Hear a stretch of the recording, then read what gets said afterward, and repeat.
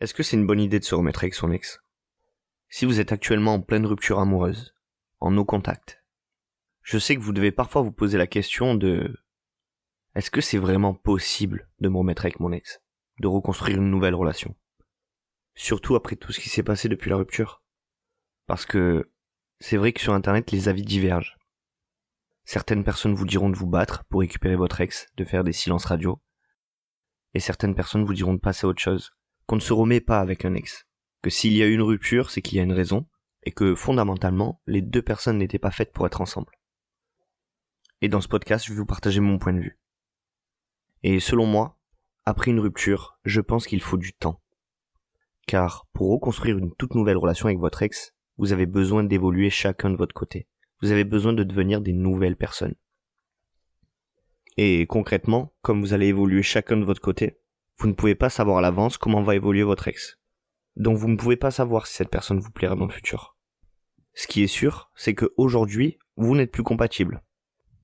Tout simplement parce qu'il y a une rupture. Et s'il y a une rupture, c'est que la version de votre ex à la fin de la relation et la version de vous-même à la fin de la relation n'étaient plus compatibles. Alors oui, au début de la relation, vous étiez compatibles. Vous êtes tombés amoureux. Et c'est d'ailleurs à cette image-là de votre ex que vous vous raccrochez. Mais au fil du temps, vous avez évolué. Et probablement différemment. Donc, si vous voulez un jour vous retrouver de nouveau sur la même longueur d'onde que votre ex, il va falloir que de l'eau coule sous les ponts, et que vous laissiez le temps faire son travail. Le problème, c'est qu'on vit dans une société où tout va vite. Malheureusement, en amour, c'est différent. Ce n'est pas en disparaissant 30 jours sans donner de nouvelles à votre ex que vous allez repartager une histoire d'amour avec cette personne. Alors, en théorie, oui, ça peut fonctionner.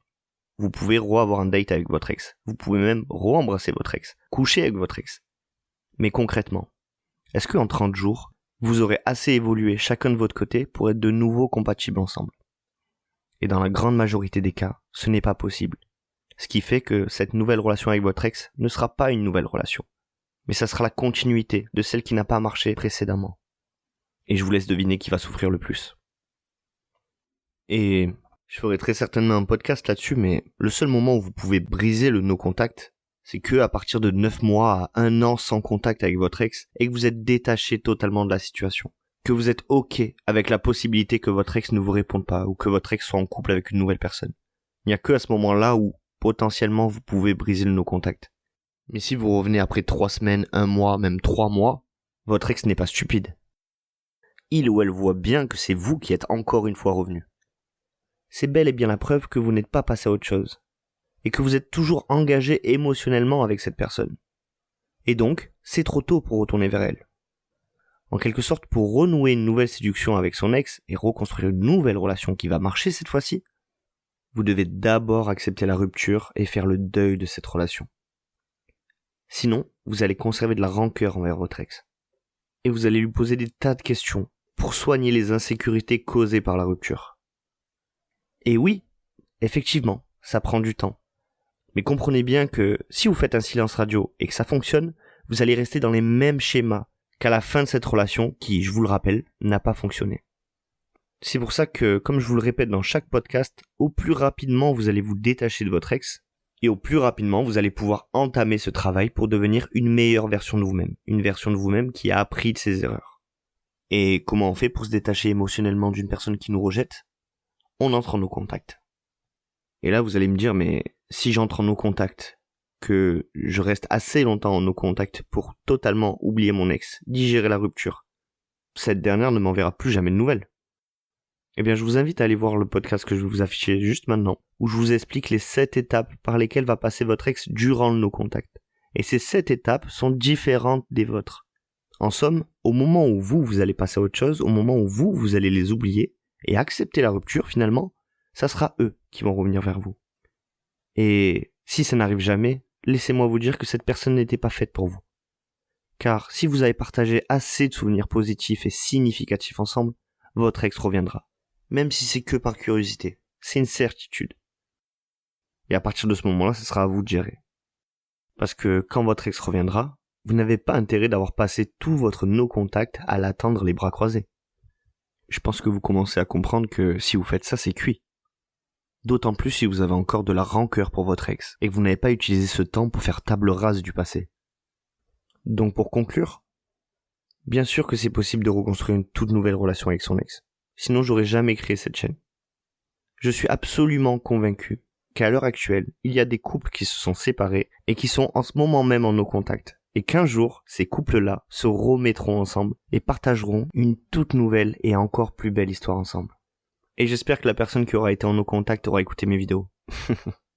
Ça serait trop bien. Mais pour que ces couples-là se remettent ensemble, encore une fois, il va falloir du temps. Des semaines, des mois, et peut-être même des années. Et c'est comme ça. C'est le processus. Quand on plante une graine, il faut des semaines, des mois, voire des années pour avoir un arbre. Et si vous voulez faire votre vie avec cette personne, vous devez laisser le temps faire son travail. Et évidemment, vous, faire le vôtre de votre côté. Et pour ça, vous devez grandir à travers cette rupture. L'accepter, la digérer, et travailler sur les choses qui ont fait que ça n'a pas marché. Et surtout, si vous devez vous remettre ensemble, ça doit être par envie, et non pas par besoin. Par envie d'être avec la nouvelle version de votre ex, et non pas la personne que vous aviez rencontrée au tout début de la relation. Car, malheureusement, cette personne n'existe plus. Cette personne a changé. Alors, restez en no contact, travaillez sur vous, et faites confiance au processus. Dans tous les cas, utilisez la douleur de cette rupture pour vous transformer. Devenir meilleur. Et que ce soit avec votre ex ou une nouvelle personne, vous retrouverez le bonheur si vous vous comportez de cette manière-là. Car vous aurez travaillé sur vous. Car vous serez devenu un partenaire de choix. Sur ce, si vous voulez avoir mon avis sur votre situation, n'hésitez pas à m'envoyer un mail. Il se trouve dans la description de chaque podcast. Donc n'hésitez pas. Vous pouvez m'envoyer votre histoire, je vous répondrai gratuitement avec plaisir. En tout cas, tant que je peux le faire. Et si mon podcast vous aide dans ce processus de deuil, de guérison, et que vous avez envie de me soutenir, de m'encourager à faire encore plus de podcasts, ce que vous pouvez faire, c'est premièrement vous abonner, comme ça vous rejoignez la No Contact Army, et vous pouvez également interagir dans les commentaires. Ça me ferait très plaisir de pouvoir échanger avec vous. Et en plus de ça, cerise sur le gâteau, ça va envoyer un bon signal à l'algorithme de YouTube. Donc ça va me mettre en avant. Et donc mes vidéos auront un encore plus gros impact et toucheront encore plus de monde. Et c'est ce que je veux. Aider le maximum de personnes à se remettre ensemble. En tout cas, les couples qui méritent une seconde chance. Sur ce, restez forts, restez en no contact. Et n'oubliez pas que tout ira merveilleusement bien. Allez, bisous.